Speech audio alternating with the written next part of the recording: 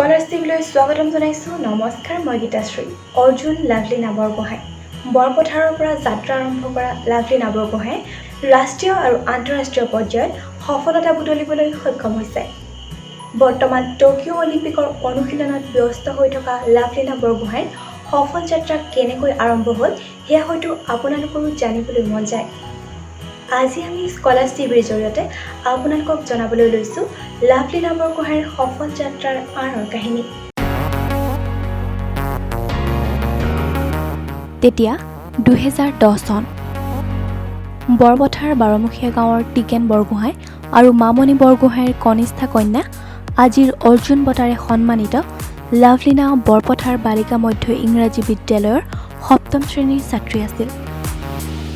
এদিনাখন তেওঁৰ পেহীয়েকৰ ছোৱালী সোণমণি গগৈয়ে লাভলীনা আৰু গৰিমা গগৈক কিক বক্সিং শিকাবৰ বাবে বৰপথাৰৰ যুৱ ক্ৰীড়া সংগঠক প্ৰশান্ত কুমাৰ দাসৰ ওচৰলৈ লৈ আনে।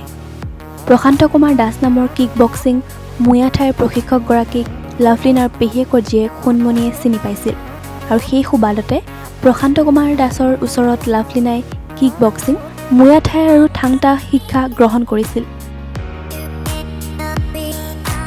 লাভলীনা মোৰ ওচৰত আহিছিলে 2010 চনত আৰু 2010 চনৰ পৰাই মই লাভলীনাক মুয়া ঠাই, কিক বক্সিং, থাংটা এই তিনিটা আৰ্টৰ ওপৰতে প্ৰশিক্ষণ দিছিলোঁ আৰু তাই এই তিনিটা আৰ্টৰ ওপৰতে মানে বাহিৰতো বহুত জেগাত খেলি পেলাই তাত মানে ভাল ফল অৰ্জন কৰিছিলে।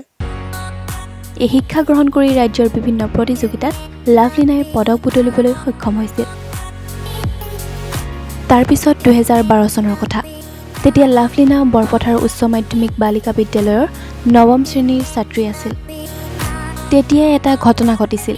বছৰৰ মে' মাহৰ কোনোবা এটা দিনত সৰু পথাৰলৈ ভাৰতীয় ক্ৰীড়া প্ৰাধিকৰণৰ তিনিচুকীয়া কাৰ্যালয়ৰ এটা দল আহিছিল ধনশিৰি মহকুমাত প্ৰাক্তন বাগিচা চাহ শ্ৰমিকৰ ছাত্ৰ ছাত্ৰীৰ ক্ৰীড়া প্ৰতিভা বিচাৰি। আৰু তাত তেওঁলোকে ধনশিৰি মহকুমা বিদ্যালয়সমূহৰ শাৰীৰিক নিৰ্দেশকসকলৰ সহযোগিতা বিচাৰিছিল। তাত উপস্থিত আছিল বৰপথাৰৰ উচ্চ মাধ্যমিক বালিকা বিদ্যালয়ৰ শাৰীৰিক নিৰ্দেশক ভৱানন্দ লাহন, যিগৰাকীয়ে চাইৰ উদ্যোক্তাসকলক হেঁচা দিছিল যে বাগিচাৰ ছাত্ৰ ছাত্ৰীৰ বাহিৰে অন্য ছাত্ৰ ছাত্ৰীক সুবিধা কিয় দিয়া হোৱা নাই। তেতিয়া চাইৰ দলটোৱে কোনোবা বক্সিং জনা ছাত্ৰ ছাত্ৰী আছেনে বুলি সোধে আৰু যদি আছে 1 ঘণ্টাৰ ভিতৰত আহিবলৈ কয়।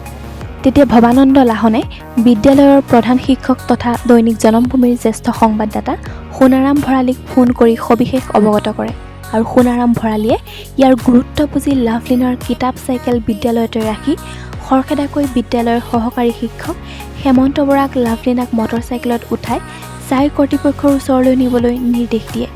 ইয়াৰ পিছতে লাভলীনাই বাছনি শিবিৰত যোগ্যতা লাভ কৰি গুৱাহাটীলৈ যায়। তাত ধনশিৰি মহকুমাৰ অন্য এগৰাকী ৰাজ্যিক শক্তি উত্তোলনৰ খেলুৱৈ অলকেশ গগৈৰ কিছু প্ৰশিক্ষণ লাভ কৰি চাইৰ শিবিৰত পাৰদৰ্শিতা দেখুৱাবলৈ সক্ষম হৈছিল আৰু তাৰ পিছৰে পৰা লাভলীনাই আজি পৰ্যন্ত উভতি চাবলগীয়া হোৱা নাই। যি সন্তানে পিতৃ মাতৃৰ কথা মানি চলে সেই সন্তানে জীৱনত আগবাঢ়িব পাৰে। এই কথাষাৰ মানি চলে লাভলীনা বৰগোহাঁইয়ে।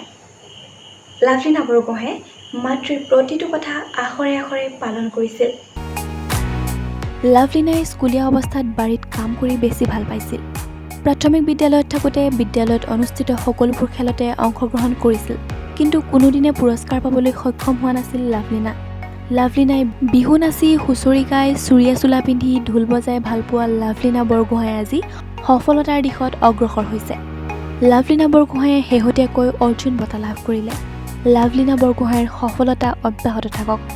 লাভলীনা বৰগোহাঁইৰ সফলতাৰ আঁৰত যিসকল ব্যক্তিয়ে এক গুৰুত্বপূৰ্ণ ভূমিকা গ্ৰহণ কৰিছিল সেইসকল ব্যক্তিৰ কথা আমি উল্লেখ কৰিলোঁ আজিৰ এই প্ৰতিবেদনৰ যোগে। আজি বৰপথাৰবাসী, গোলাঘাটবাসী তথা ৰাজ্যবাসী আশাবাদী লাভলীনাক লৈ।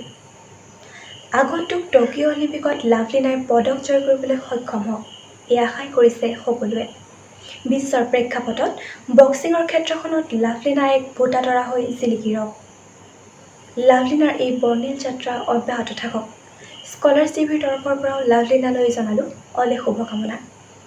আমালৈ এই প্ৰতিবেদন প্ৰেৰণ কৰিছিল সৰুপথাৰৰ জ্যেষ্ঠ সাংবাদিক অনুজ বৰাই। আপোনাৰ ওচৰে পাজৰে যদি এনেধৰণৰ ইতিবাচক তথা অনুপ্ৰেৰণামূলক বাতৰি আছে তেন্তে আমালৈ প্ৰেৰণ কৰক।